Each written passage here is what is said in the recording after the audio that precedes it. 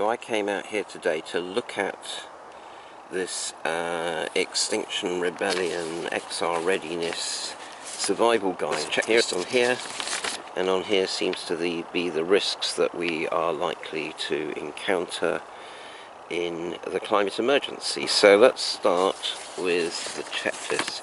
So the emergency plan. In a crisis, you may need to leave your home quickly.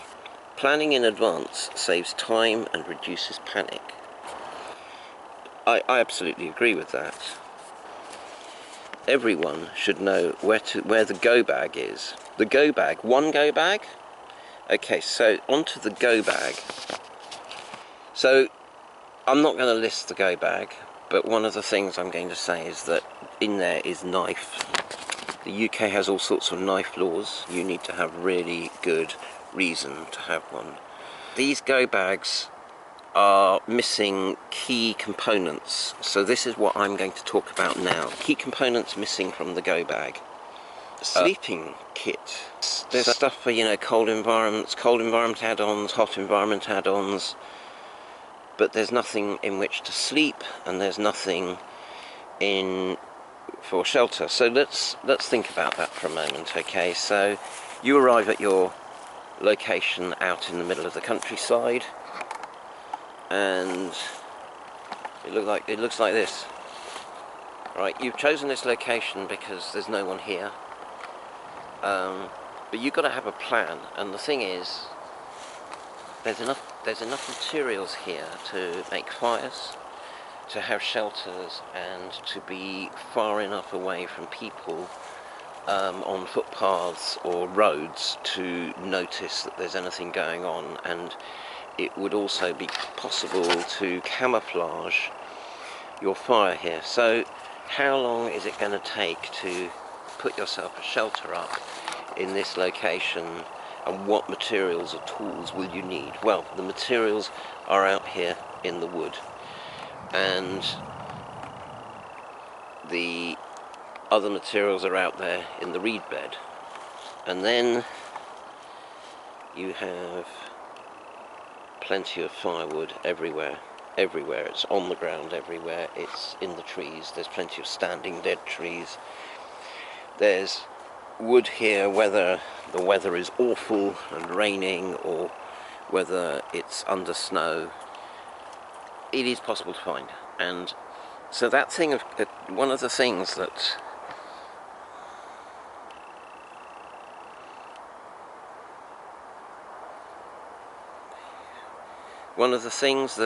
the XR document says is that you should be carrying wood and kindling because it's hard to find.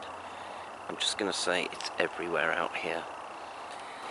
One of the things about choosing locations is that you need to know where you're going well, and you also need to have a fairly high level of experience.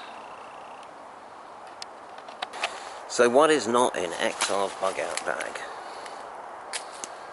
String. Pegs. And a lightweight tarp. XR Readiness's lack of a tarpaulin just indicates a complete lack of experience, and actually the problem with this lack of a tarpaulin means that anyone who comes out into the wilderness and just gets caught out in the open has no possibility of shelter unless they really know how to build a shelter from scratch and have enough time, especially in winter, to gather the materials, cut it all up to size, get what you need. If there's no rope in your bug out bag or nylon string or paracord, then you have to make all that from scratch. And that indicates really high levels of survival experience, which means that you've been practicing those skills probably for decades. Protect your hands. Rubberized gardening gloves. Essential. Put them in your pack. So this pack is nowhere near big enough for a go bag. And today actually it's got all my photographic equipment in it that I had to bring out here so I could make these fun little videos. However, what I wanted to show you is the front pocket. In the front pocket, so in the front pocket is a roll of birch bark. There's alcohol gel. There's a little tinder box which is waterproof, by the way, no bag required. It contains a can opener and can and bottle opener, a magnifying glass which is useful for medical use as well, diamond based knife sharpening tools. This is a piece of fat wood with birch bark round it. This is more fat wood, and this is char cloth wrapped in plastic to keep it dry, and there's a silica gel in there as well. So that's sort of what the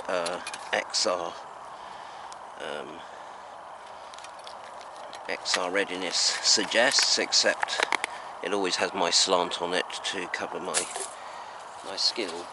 So this isn't in the XReadiness thing, but this is a Trangia handle, and they are extremely useful if you have if you're using improvised cooking pots. This will give you a handle there and then, and it's like, this is super light, super easy to carry. One of these, this you can use this to shelter from rain. You can use this as an emergency poncho. You can use this as a ground sheet. You could use this to stop someone who's hypothermic losing any more heat, but you won't. It's not a blanket. It will not keep them warm. They still need warmth and warming up. But you know, it's a multi-use thing, and I have to say this is a very old one, but you know, they last a long time. I've never used it.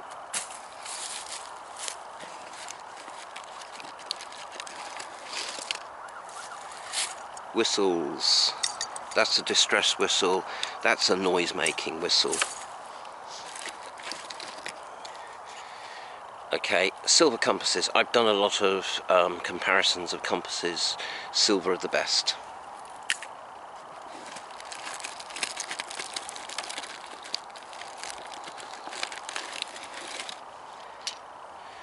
Multi-tool. The smallest Leatherman in the world. It also has a UK legal knife blade on it. So here we are, UK legal knife blade there, and it's probably all you need, unless you plan on taking down a deer, and mind you, I could probably skin a deer with that. Fork.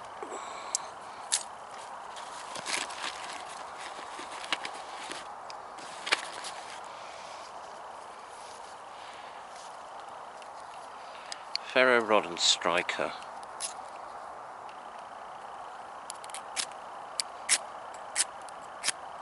There we are. It's not how I use them generally, but I keep it wrapped up like this, and then it's in my bag. And then in the front pocket I have a notebook, phone lead, and these are really good morale boosters for cold hands. Not for me, my hands are always warm and I'm always got gloves, but for someone else, if you have someone with you who has no gloves and cold hands, these are amazing morale boosters.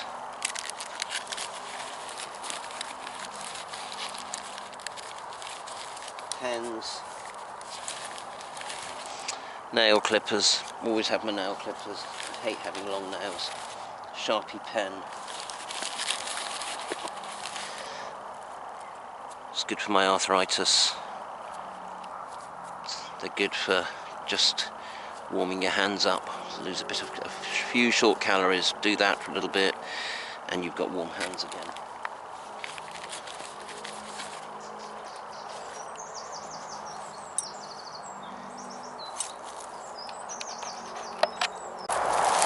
So the reason I do this barehanded is so that I can feel that as I'm weaving it into the bundle, I can feel and look at whether it is damp or not, and because I actually don't want damp in the fire nest, and this is going to be a fire nest, and I build it up with different materials that are dry, that I've collected, and even when it's wet, these materials are around.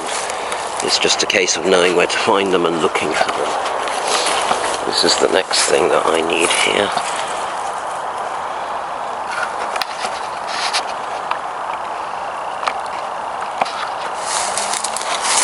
Heads of reed, like this, and you have to be careful picking them because they can be quite splintery. You don't want reed splinters in your hands early on because they can be dangerous. They can go septic quite quickly.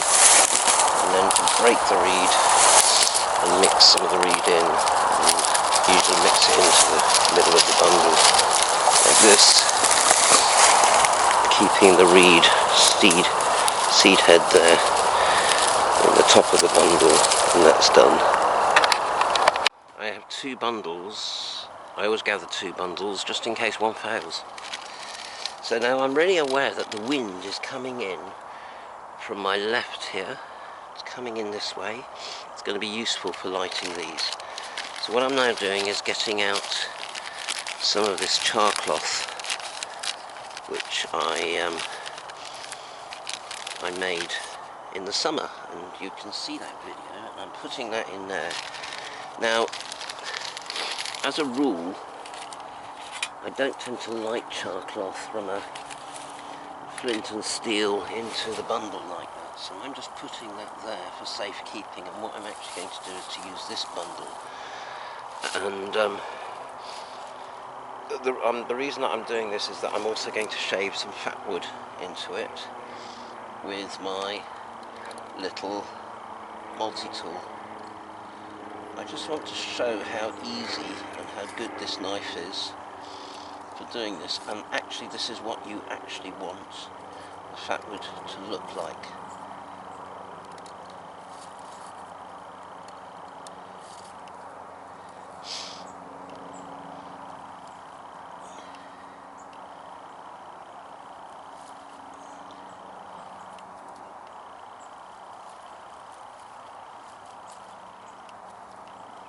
This is very crumbly. Okay, so there we are, and I'll shave a bit more onto it.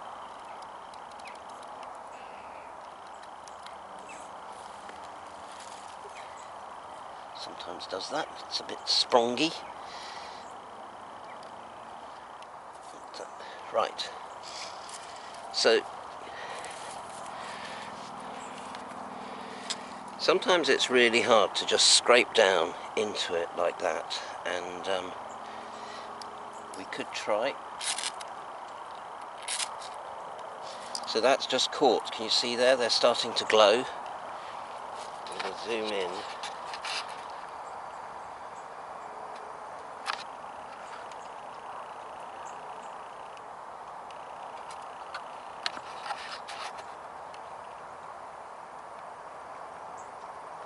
Okay.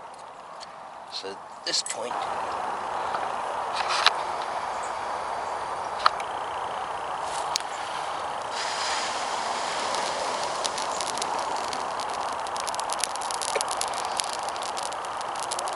the fat wood is the thing that started that fire, and it's really good to get used to holding your fire like this so that you are actually confident in handling your fire so that you can then get it going.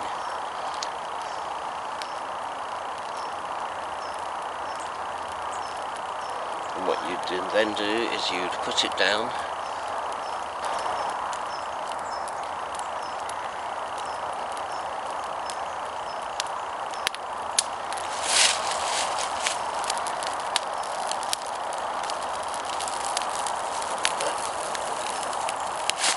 all I'm using for this are these tools.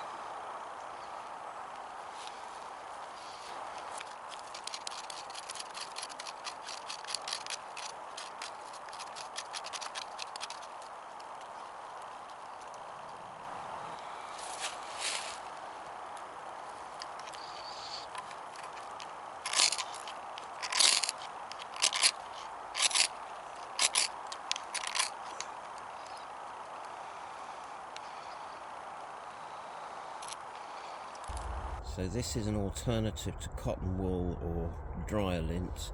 This is processed nettle fibre.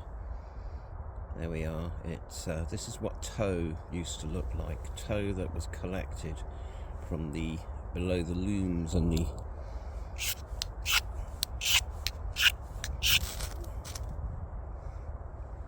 and there we are. That is picked up that, and it's getting an ember there.